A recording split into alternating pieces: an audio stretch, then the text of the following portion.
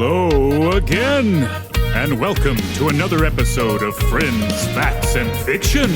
As always, this podcast is made possible by our local convenience stores, the misappropriation of history, and you.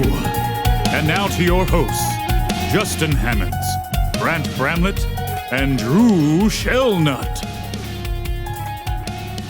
What's up? What's happening, world? This is a podcast called Friends, Facts, and Fiction, Season 4, Episode 16, talking about Betty Davis, the pioneering goddess of funk.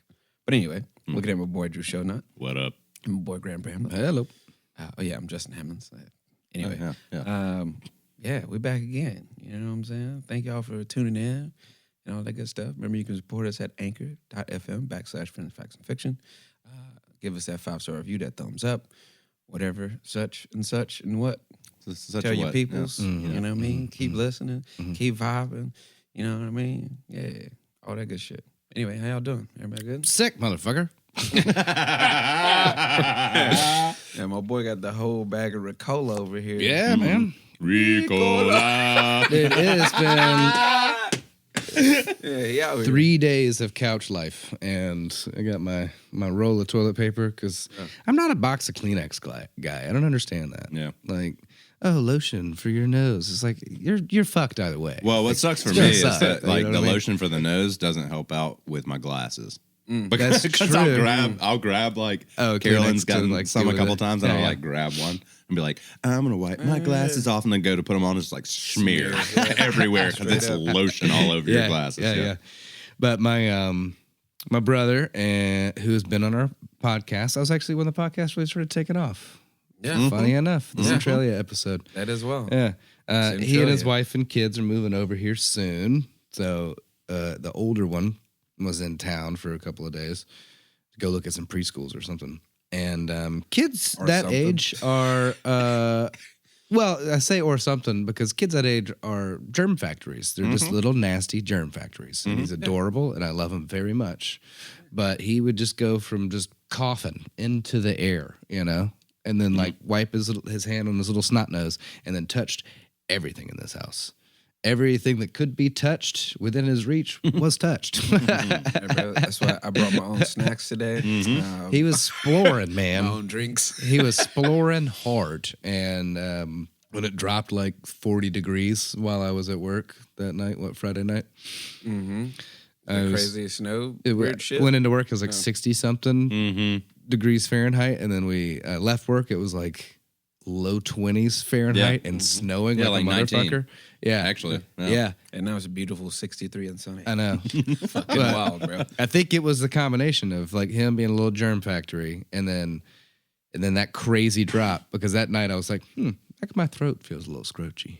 And then I woke up with a head full of concrete and then as if a cartoon, I had the thought of like, oh no, I think I might be, and then interrupted my own thought with a sneezing yellow all over my pillowcase and I was like, sick. That's it. That's the one. It's a small time still where it's sick. It's like, wait, it's not that. It's not. serious. No. It's not that No. because you know when you got that vid on you. Well, I took my That shit hits at-home like test. bricks, I've taken my temperature. Like it's just a good old-fashioned head cold. Yeah. You know what I mean? So Yeah, that's just it getting sucks though. Yeah. It sucks.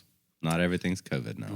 yeah. For all you guys out there Bro, that are freaking the fuck There's out. times when you sneeze or cough in public and you fucking like everybody gives you like 8 extra feet on the 6 feet. It's like, whoa, shit. It's like the record scratch, like, and everybody looks at you. And Man, what a good way to go to a concert, actually. yeah. You know? Can't see too well because you're, a good, nice give out a nice big cough. 5'7" short Get you like a- me, you know? Get you I can see the stage all of a sudden. Moses out here. Pardon the Red Sea. and shit. Yeah, that's a great idea. They've got me in this That's not a glass grab case that. on Do the not do side. that shit in public. But no. Speaking of which, crazy concert happening this week back at Basement East. That's fucking wild. Anyway, How about Yeah. you guys? How was y'all's weekend, your week? my week. Well, my girlfriend's been out of town for like 4 days. My So wife's been out of town, too. I've been big sad boy. But I'm going to pick her up from the airport actually in like 3 hours. So Nice. yeah, I'll be fine. Yeah, I laid in my bathtub and cried all weekend. Oh, Damn. Okay. Okay. You all right? Yeah. No, I'm fine now. You got it out? Yeah. Okay. Apparently, it was all I needed was a laxative. Oh. Word, son. I was concerned I mean, for a second. I was like, damn, bro, you good, bro? I don't want Are you you to, good? but say more right now. But say more, please.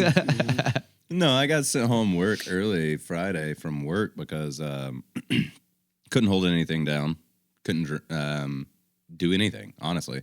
And I'm sitting there trying to work, and like every Seems time like I a go, trap for me. Y'all both been sick in the past few days. Mm-hmm. oh, I'm fine. And I've been good. Oh, I'm good. All right. You better back off. I'm gonna keep my shit. I'm gonna stay right here. You got them immunities built.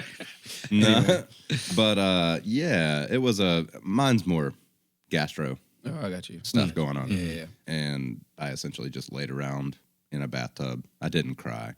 I just went a couple times. Why me, God? And stuff like that. Sure, it was like, sure. oh, I don't believe in God. But but you know, that's a for real come to Jesus meeting right there. Yeah, I'll tell you Laying in a what. bathtub with your stomach cramp. Straight up. Straight up. I literally do remember one time laying there going, if there is a God, you wouldn't make me feel like this right now. And like 5 seconds later going, I knew it. Oh my god. Oh man. Shouts out to all you ladies that go through that like once a month. Oh, yeah. Anyway. Seriously. The strongest. Well, if you beings on the ladies go planet. through what I went through this weekend once a month, go ahead and just shoot yourself. Because I would. I mean, Jesus, because it was. God damn. Please don't. No, just. Remember, no. love life because it's worth living, y'all. Except for. I'm saying, be informed, blow your head off, and make a difference. You said no. oh my god.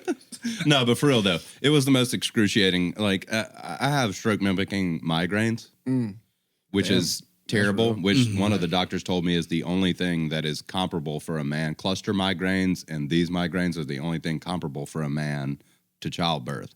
And I get them like once a month, which is pretty groovy. Yeah. You should try it sometime. I get it half off at Target. But That sounds like no groove involved. no, not at all. But yeah, no. It was pretty fun. I had a good time. That was my weekend. Sweet. Sweet. Well, Oh god. Sunday for me sucked because the time moved forward and I forgot about it. So I ended up fucking getting in an argument with a patron at the bar and fucking got home at like 7:30. Anyway. Carolyn had someone get in touch with her. By the way, I'll give you guys a back note for the listeners. My wife works for vacation rentals and kind of oversees people talking to customers and stuff like that, checks their... She is big sister for that company. But she's had a couple people get in touch with her for daylight savings time and be like, so should I clock in an hour later and clock out an hour later? Because that's what I've done the last 2 days because of daylight savings time. And she went, no.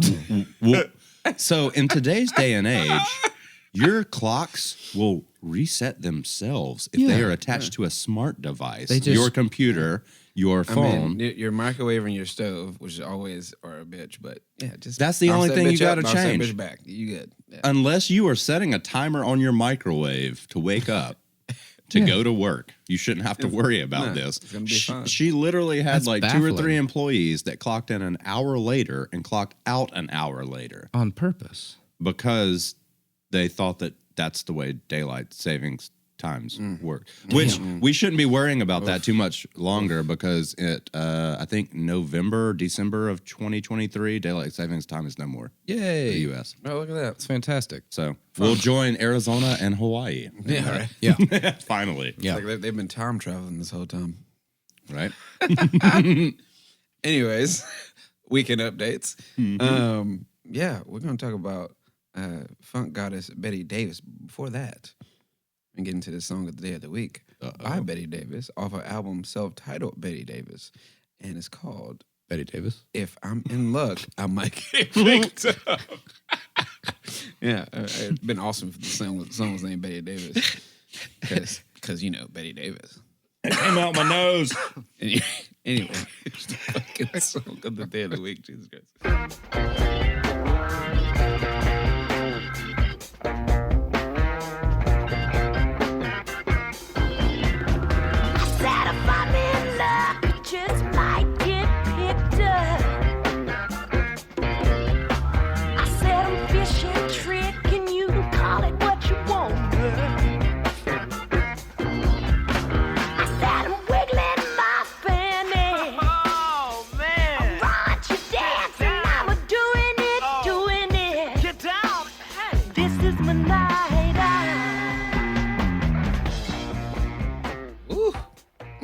That's nasty. Come on. That's nasty. Funky. There's one blues band that reminds me of the modern age, and that's honestly All Them Witches has those kind of groovy kind of quips in some of their stuff. Yeah. Production value is not nearly as 70s, of course. No. But I can see where you're coming from, strictly from a riff kind of like standpoint. the riffing is very. To me, she's open space. Rock. So Janis Joplin. Rather, Janis Joplin was being her. Yeah. And it's that fucking when you got a really, really badass lady just fucking leaning into that rasp. Oh yeah, love it. Yeah, it's a love beautiful that thing, man. Like Brittany from Alabama Shakes. Oh, yeah, exactly. Yeah. Shout out to Brittany Howard, man. Yeah. She's a G. She is the only person that I've ever talked to musical engineers about that said they literally were speechless. Mm-hmm.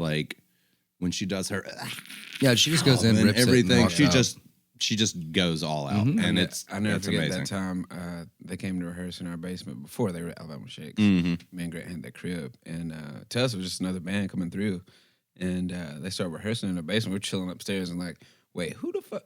Who is this chick? Yeah. What? I remember being wow, they're really good. Yeah, they were. This is not just another band. And a year or two later, fucking Alabama Shakes hit CMT Awards or some shit, and I'm like, wait, wasn't that? Oh my God. Yeah. Cool. What the fuck? Yeah. It's crazy. I actually brought it up to her a few years back. Mm-hmm. She was at Inglewood Lounge. Yeah. I was like, you don't remember us, do you? She's like, no. And then I brought it up, the person we knew her through. She's like, oh, wow. And then we just started singing Michael Jackson together. Yeah. We closed the bar down. Yeah. And we're just chilling. All three of us. She just sitting on the bar. That's awesome. And me and Grant were like, a little tipsy by the time she left. Maybe let her take the lead on the vocals. We're gonna be backup for sure. Yeah. We're gonna be backup for her. Shouts out Brittany Howard if you listen to hit us up. Yeah, she's great. She's cool people. But yeah, today I want to talk about a powerful woman that paved the way for many artists, but is seldom mentioned as an influence. The incredible Betty Davis. No, I'm not talking about the white actress Bette Davis from the 30s. I'm talking about the powerhouse singer and funk goddess of the late 60s and early 70s, Betty Davis.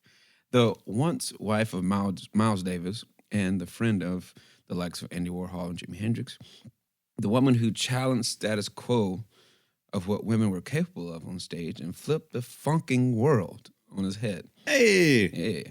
Although she fought through her ups and downs with the industry, of them trying to shelf her magic, she still didn't get the recognition she deserved. And with the passing of her father hitting home, Betty Davis disappeared from music and never returned. So taking influence off of our Super Freak episode a few weeks ago, I wanted to find a story in which an artist knew their worth but never got the respect they deserved and paid attention to their mental health. Almost opposite of Rick James. Yeah, right. Also, it's Women's Month too, so without further ado, here's the story of the incredible pioneer funk goddess Betty Davis. She had that do-do-do. Who Wants to Be a Millionaire? Anyway, born Betty Mabry on July 26, 1945 in Durham, North Carolina, Betty grew up near Pittsburgh where her father worked in the steel industry and her father was her hero, her rock, and her stability. Their relationship meant the world to Betty. Her mother and her grandmother helped influence her love for the blues and jazz, with some of her favorites being Big Mama Thornton, Mm-hmm. who some say influenced the whole movement of rock and roll, Yeah. Yep. alongside Elmore James and Chuck Berry, and fucking Elvis bit off of Big Mama a lot. Anyway, safe to say, Betty had some great foundation to influence her whole career, and at the age of 12, she wrote her first song, "Bake a Cake of Love." That's right. Yeah, Cake of love, baby. Yeah, Cake of Love. Yeah. I used to think about like an easy bake oven or something. That's cute. I stole my sister's Easy Bake Oven and made all of the stuff and then ate it. Nice. Yeah, you did. Yeah, I did. Yeah, there you go. At the starting of a culinary genius. Anyway, and she started singing in local talent shows around the age of 12 as well. Soon after, in her late teens, Betty moved to New York City to study at the Fashion Institute of Technology. But she always kept her notebook full of songs alongside her. She started off modeling for the Wilhelmina? Yeah. I think so. Wilhelmina? It's Wilhelmina. Wilhelmina. Yeah. Agency. Whatever. Wilhelmina. It's probably a big thing in the fashion world, but I have no idea what that says. Anyway, doing shoots with Glamour and 17 magazine, and also appearing as a pinup in Jet magazine. And if you know Jet magazine Beauty of the Week, you know what's cracking. That's crazy. But anyway, in the bubbling nightlife of the 60s in New York, she thrived in networking as a club hostess and started meeting the movers and shakers in New York City. You know, like I mentioned, Andy Warhol and Jim Henson, all those cats were up there. But she still wanted her singing career to get off the ground. She released her first single in 1964 called "The Cellar," which was the named after the nightclub she worked in on Broadway and West 90th Street. I can't even talk today. And she then became the MC and the disc jockey for this exclusive club. In 1968, she released her second single, "Live, Learn, Love," which is hella close to my, love, live, life, you know what I mean? There you go. Anyway, and soon after, in the same year, she met band leader and jazz god Miles Davis. Oh, yeah. And became his second wife. And at the age of 23, and Miles was the ripe age of 42. Woo. So... No divide there at all. Basically, A little bit of difference. man, he met a nice young gal and was like, "Oh, you're gonna change my life." So Miss Davis gave Miles as much needed push and influence to catch up with the times, introducing her to the likes of Sly and the Family Stone, and also playing Jimi Hendrix for him and expanding his range of expression with his horn. So I mean, basically, older guy meets a young girl. It's like, oh, I get to recharge on life. Yeah. Basically. Yeah. That's really crazy to think about Miles Davis not knowing about Sly and the Family Stone or Jimi Hendrix. You know what I mean? Yeah. And he was in his own world, man. I mean, for him, it's just jazz and heroin, so it makes sense. Yeah. But still. Yeah. Yeah. And then around this time, you see Miles ditching the tailored suits and going for the leather pants and the floor color shirts with the big shades and turquoise jewelry and all that shit. You can literally see that in the pictures of him. Yeah. And around the time he started getting real flyer, Betty Davis was dating him. It's kind of like when Erykah Badu dates a rapper. You see them get hella more woke. Yeah. It's like, oh shit, Yeah, that's a good point. Yeah. Needless to say, without Betty Davis, you don't get those later years, revived years of Miles Davis with harder driving drums and louder guitars backing him, shit like that. Yeah. Betty Davis is even quoted saying, "I met Miles, he bought me a limo, and I filled the trash with his suits." Great fucking quote. That's awesome. You know what they say? Every successful person has a strong team or a support system, and needless to say, Betty was that for Miles. He also encouraged her as well, though, to perform and help produce a project for her, including the talents of Herbie Hancock, Wayne Shorter from his band, and also Mitch Mitchell and Billy Cox from the Hendrix Band of Gypsies. Oh, no shit. Yeah. Wow. But nobody wanted to put this project out at the time. And again, she was shelved and overlooked because of her ferocity. That project was unreleased until 2016. Holy shit. Yeah, bro. Holy shit. Yeah, they recorded shit in the 60s. Yeah. And it came out, was that 8 years ago? Yeah. I mean, that just goes to show, if unfortunately, especially back then, women had to toe the line of 6 years ago. self-sufficient or ferocious or exuding too many masculine qualities in Well, a way also that they're that's, sexuality. performing or expressing themselves or anything like that. You know what I mean? And so, like, I could just see even some of these, like, groundbreaking, iconic, like, nonconformist type people, they could see her perform and be like, oh, that's too far. Yeah. This is not going to sell. This is going to freak everybody out. Exactly. This is just going to piss off a bunch of guys and rile up the feminists. Yeah. You know Yeah, what I mean? Of course. And that's a total fucking shame because we need more strong women to Well, that's get one thing that I think that into the limelight the- or into for a sure. position of power. Yeah, Oh, yeah, you for know, sure. I Oh, think without a the, doubt. the entire world needs this. Matriarchy all day. The entire world needs this. The stop of analytical, like who does what does who, like kind of a Yeah. thing. It needs to be Who just box like fit where? yeah, yeah. A circle fits the square. No, it's a human being did this to project us forward. You know, for me, it's like, why are are you a we good person or fighting not? this? Yeah, Because 100%. like if something's different, if you don't like it, someone else definitely will.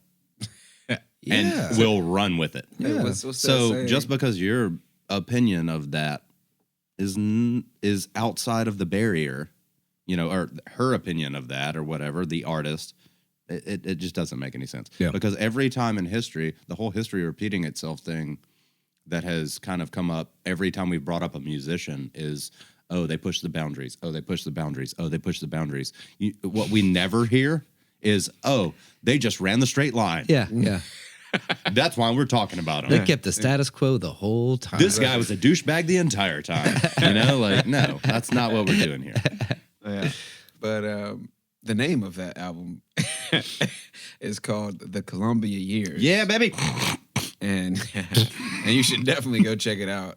It's on, I think it's on Spotify. Yeah, it is. Sure it is now. Yeah, super dope. I mean, it's just wild that they shelved that shit till Yeah. 2016. Yeah, it's bro. nuts. With fucking Herbie Hancock. Yeah. Fucking Mitch Mitchell. Are you kidding? Miles Davis produced. Like, I mean, like, what? Like, how was that? Anyway, after Betty put all the work in and was denied her validity from the label, she was hurt, but also felt the need for change in her life. While they both gained influence and inspiration from each other, the marriage of Miles and Betty lasted only 1 year. Huh. With Betty saying, he is light, but he is also dark and angry. Oh, damn. Escaping the abuse of Miles was what Betty needed, but the mental effects later proved to never subside. That sucks. Yeah, I mean, he's an addict. He's an Hell of a fucking horn player, but Yeah. kind of a shitty dude. addict artist. You know. Yeah, that was shitty dude. And it's an addiction type of life anyway. Anyway, soon after the divorce, Betty Davis moved to London, where she briefly dated Eric Clapton Uh-oh. out of nowhere, What? whom Right. whom offered to produce an album for her, but she's like, nah, fuck that, I'm moving to Oakland. She moved to the Bay Area, where Michael Lang signed her to his label, Just Sunshine, and Greg Errico, the drummer of Sly and the Family Song, produced her debut album, self-titled Betty Davis, which had the banger that we played at the beginning, If I'm in Luck, I Might Get Picked Up, and Anti-Love Song. Miss Davis wrote all the songs on her albums, and she even produced her next 2 albums herself. Damn. The classic album, They Say I'm Different, with the bangers like Don't Call Her No Tramp, He Was a Big Freak, and the title track, They Say I'm Different.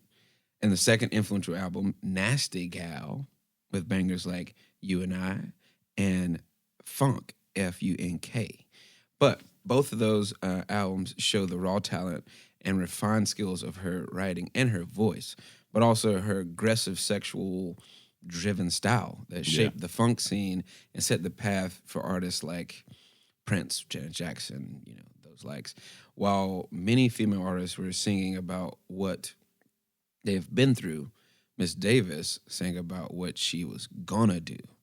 Quote, I sang about love and the levels of love at the time. Nobody was doing that. Now everybody is. I love that she's so subtly like, I've been that bitch. Like, I don't know, like, what y'all do? I've been that. Like, I was that before y'all was thinking about it. You know what I mean? Her live shows consisted of, you know, sharp bedazzled shorts with matching bikini tops, sporting a big fro and platform shoes.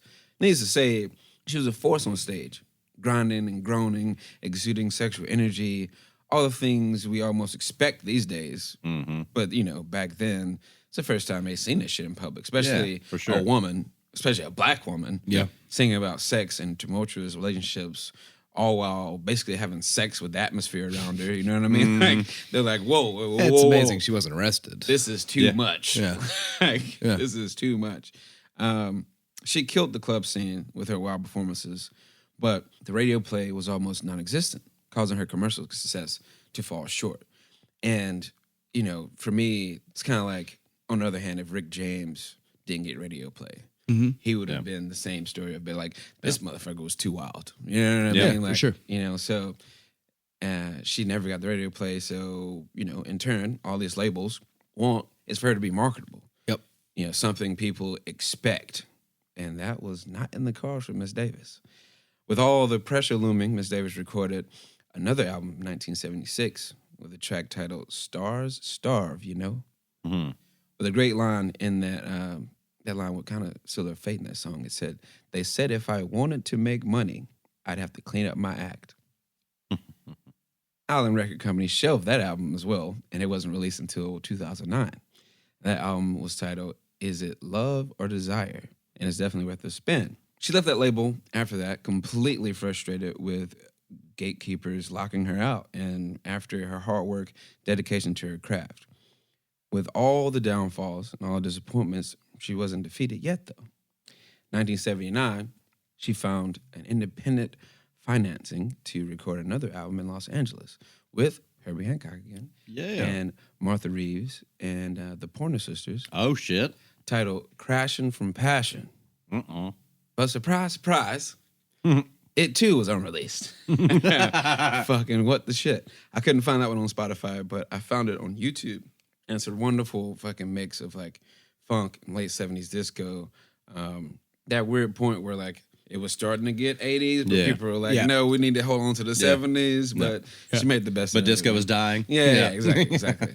But by this point, with back-to-back albums not given a chance and 3 years of hard work, pissed in the wind, basically, Miss Davis started to get fed up with the industry, not allowing her to fully express herself, constantly thinking if I was a man, this wouldn't be a problem. And seriously, by 1979, you have, like I said, Rick James and the like strutting around talking about sex and gaining wild fucking success.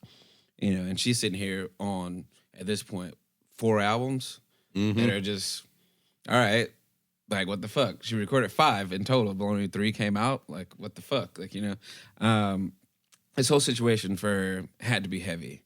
Yeah, And for sure. with all those record execs telling her to change her act to conform to what they want and deprive her of her true fucking expression as an artist, no one gave her a chance to be the artist she wanted to fucking be. Yeah.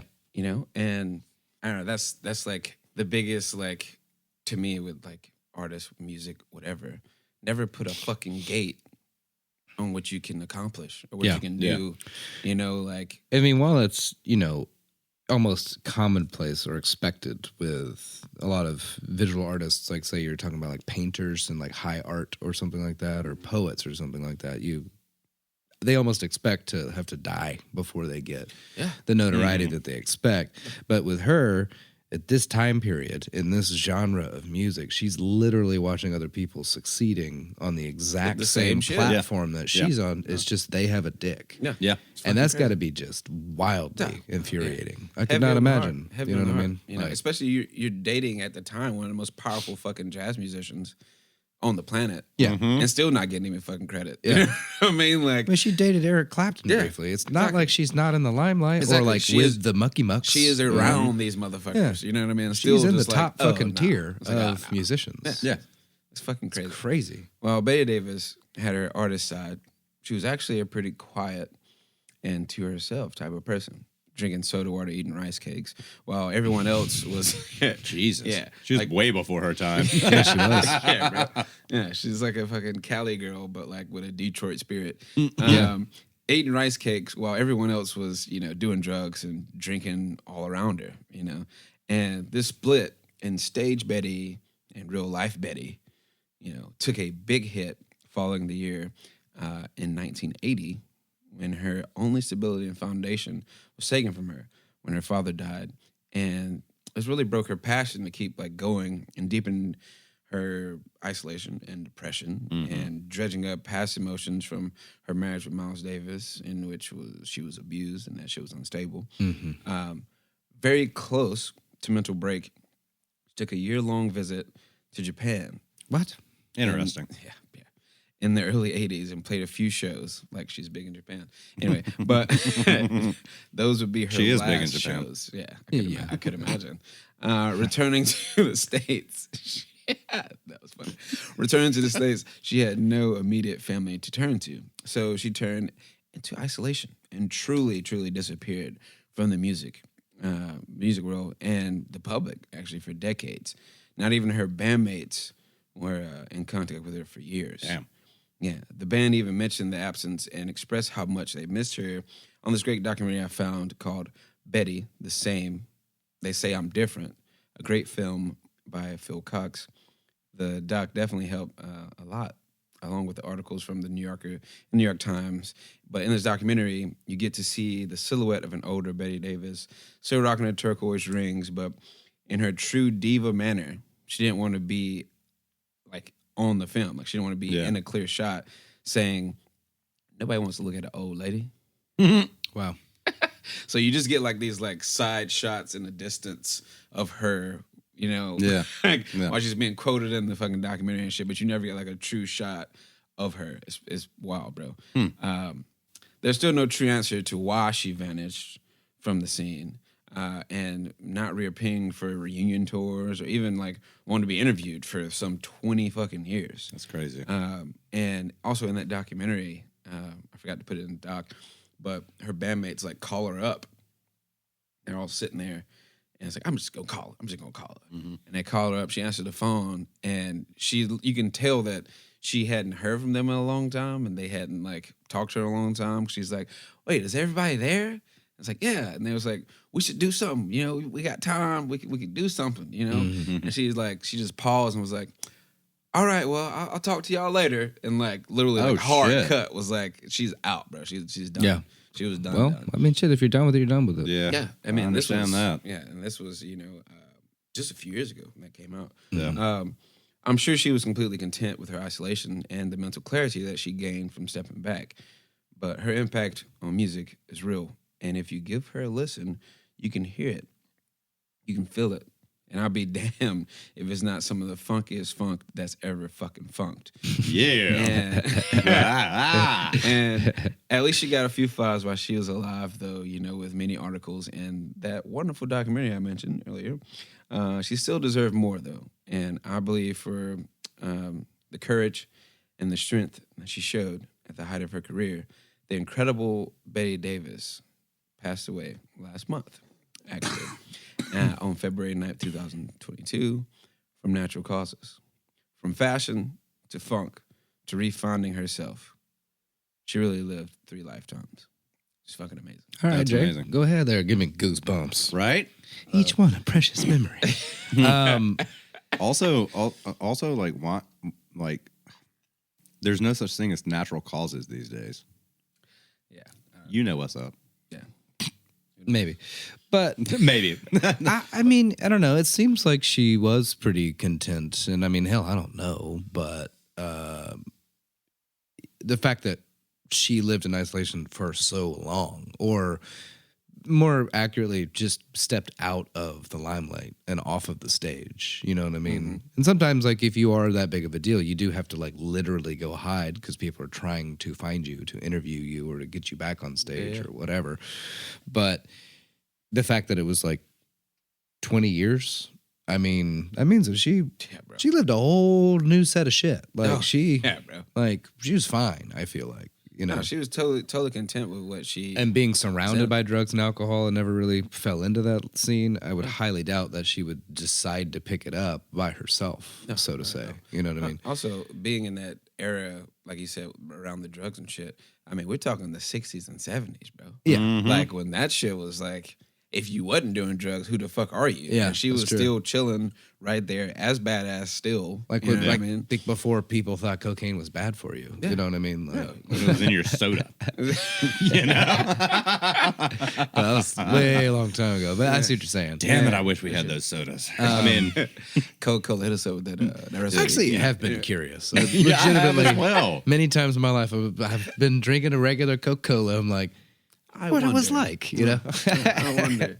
I seen this fucking Instagram reel the other day, and they had this old fucking medicine for kids from the 1800s. Yeah. And it was like, a morphine drink or something for like Wow. kids. Yeah, Like, yeah, sure. It was like, if you feel sick, take this little elixir. And it's like, bro, 1800s was wilding. Yeah, yeah, they were. But anyway, that's another story for another time. I mean, to be honest with you, I think this is just the absolute perfect person to outline if we're talking about like Women's History Month. Yeah. You know, just because there's a really good article Grace got me to documentary that Grace got me to watch. Oh man, I'll have to remember later.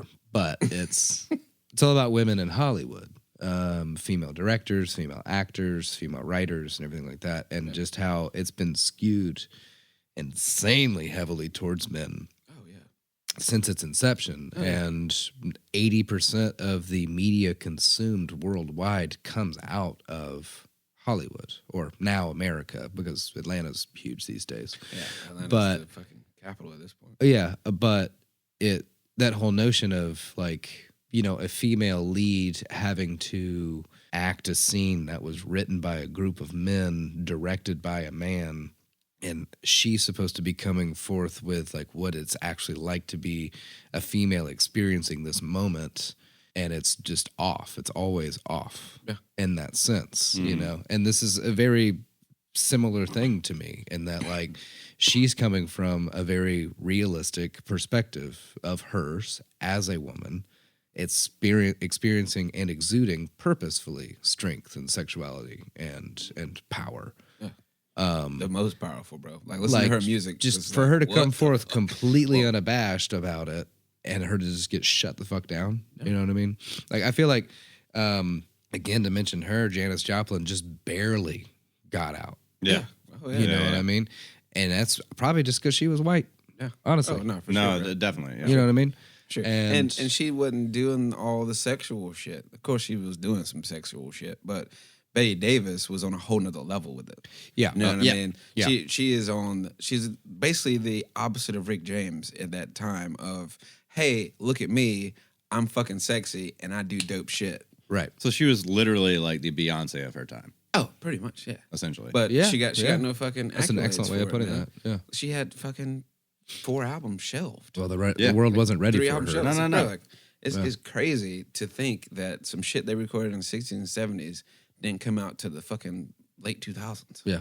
You know what I mean? Like, Yeah, it's nuts. 2000 teens. You know what I Yeah. mean? Like, what the fuck? Like, it's insane how hard they shelved and how hard they looked past her talent, knowing that she was fucking amazing. I mean, there's without a doubt, if you look up some old footage of her on stage or hear some of these stories, hear some of the music, you literally have that thought of like, wait, how the fuck? What? Yeah. Nobody wanted to put this dope ass shit out? Like, were you fucking serious? You know what I mean? Like, it's just kind of Yeah, for me, it's just one of those moments of like, when you hear it and it's good, who cares Who gives a about shit? anything else? Who gives a Like, shit? And this was before the 80s when they shelved a bunch of good shit. Yeah. Yeah. Like in the 60s, 70s, like you just put out dope shit. Like that was the goal. Yeah. Dope shit out now. You know what I mean? That was their thing. And they still just fucking shelved her, bro. It's crazy. nuts. Working with Herbie Hancock. Fucking Yeah. Miles Davis. Like, Yeah. Twice. come on. What? Like, what? Like, how do you not? Like, how do you not? But anyway, I really hate that I missed that show when it came through Nashville. Anyway, I just had a thought there. But yeah, man, Betty Davis, check her out. She's amazing. Definitely watch that documentary because it's dope. And it's kind of, in its own way, just like the era of funk. 'Cause Yeah. there's like this poem that goes the what's whole it time. on about and the what's it called crow. again? It's on Amazon Prime, I think is where I watched it. Okay. And it's Betty Davis, They Say I'm Different. Great. By Phil Cox. Okay. You probably can find the show on YouTube, to be honest. But it has this beautiful poem in it going like kind of the whole time. narrated by her, but beautiful. Great footage, raw footage from her on stage. Dope. The fucking band members that were playing with her. And like just he's literally calling people in the documentary, like, hey, like, have you heard from her? Do you know where she's at? Like, why are you trying to find her to get those shots that are in there of her? But yeah, they never show her herself. And she passed away last month, which is so wild. Yeah, she really just kind of like, fuck it, I'm good. I did all I could for y'all. And y'all still didn't want to fuck with me. You know what I'm saying? Yeah. Like, literally put my heart out here, bled this shit out. And y'all still, okay, cool. I'm good then. Yeah. I'm good. Yeah. And the people that missed her truly, truly fucking missed her. Like, he's talking to some of these people, like, yeah, bro, I don't know where she's at. People that grew up with her. It's like, I know she's good, but I hadn't talked to her in at least 20 years. It's like Lauryn Hill. What? Yeah, it's like, what? Kinda, yeah. 20 years? Like, For real. you know, somebody that was that dope to just like say fuck it is incredibly strong mentally. Yeah. In my eyes, that's a willpower that is unfound in most. Mm-hmm. To just say fuck it, I'm good. Yeah. Yeah, because I'll never stop scratching that itch of like wanting to do some shit. You know what I'm saying? Fuck it, I'm good with music doesn't apply to me. Exactly. It's insane. You know? Like, To hear how good she was and just how she just disappeared is like, it's like a mythological story. Yeah, You right. know what I mean? Right. Like, she's like a myth, like a fucking folk tale or some shit. Yeah, right. It's fucking crazy, man. But yeah, Betty Davis, check her out. She's dope as fuck. Be more like her. Right? Yeah, right. Everyone. Speaking of balance, yeah, be more like her. Know your worth. Check your mental health. But also, I hope you get your recognition. You know, everybody needs their validity. Yeah. I feel like. I agree. Well, that's a curse these day and age with Instagram and shit. Yeah, But anyway, well, I mean, we're not going to get yeah. into that talk. Yeah. Fuck all that. I was inspirational there. There's a difference between validity and thinking that you mean too much. Yes. this You is true. are literally less than a grain of sand on the face of the earth. So, but anyway, in the galaxy. yeah, in the galaxy, In the galaxy, we're all just in the universe, blades of grass. blades of grass blowing through the foreseeable Anyway, future. love, live, laugh, because it's worth living, y'all. I'm Justin Hammonds. I'm Drew Shellnut. I'm saying, number one, I want to shout out to the top 3 country listeners. Obviously, United States is going to be the first. The Canada and the UK, you guys are doing fantastic. All you other listeners, thank you as well. But I also want to give a shout out to Barbados and the Bahamas for joining us this last week. I need to go to Festival, cuz. Yep. Hit me with some tickets or something. Yeah. How you get into there? Please. I'll let your boy. How you get You into know? there? But I'm saying, be kind, stay informed, and make a difference. Motherfuckers! Grant Bramlett here. If you didn't support, or even worse, like try to squash the hard workings of a very strong, independent, powerful woman, I never liked you. I mean that. Straight up. If you were any of the people that supported Betty Davis or anyone like her in the past, present, or hopefully in the future, I always loved you. All right. Game on. Turn up. Hell yeah. And remember, you can support us at anchor.fm/Friends, Facts, and Fiction. Give us that 5-star review. Give us that thumbs up. Whatever you do, follow us. All that good shit. It helps us out to grow, to, make this more of our gig. Yeah, we love y'all, man. Stay up out there. Be blessed. Listen to fucking Betty Davis this weekend. Yeah, All seriously. right? Yeah. Turn up. This has been a podcast called Friends, Facts, and Fiction. And we out. Thanks for listening and stay tuned for the next installment. Find us on Facebook and Instagram to stay up to date on all things Friends, Facts, and Fiction. Our Instagram handle is friends_facts_fiction. As always, please reach out to us. You can send any of your questions, praise, and fact-checking to friends_facts_fiction@gmail.com.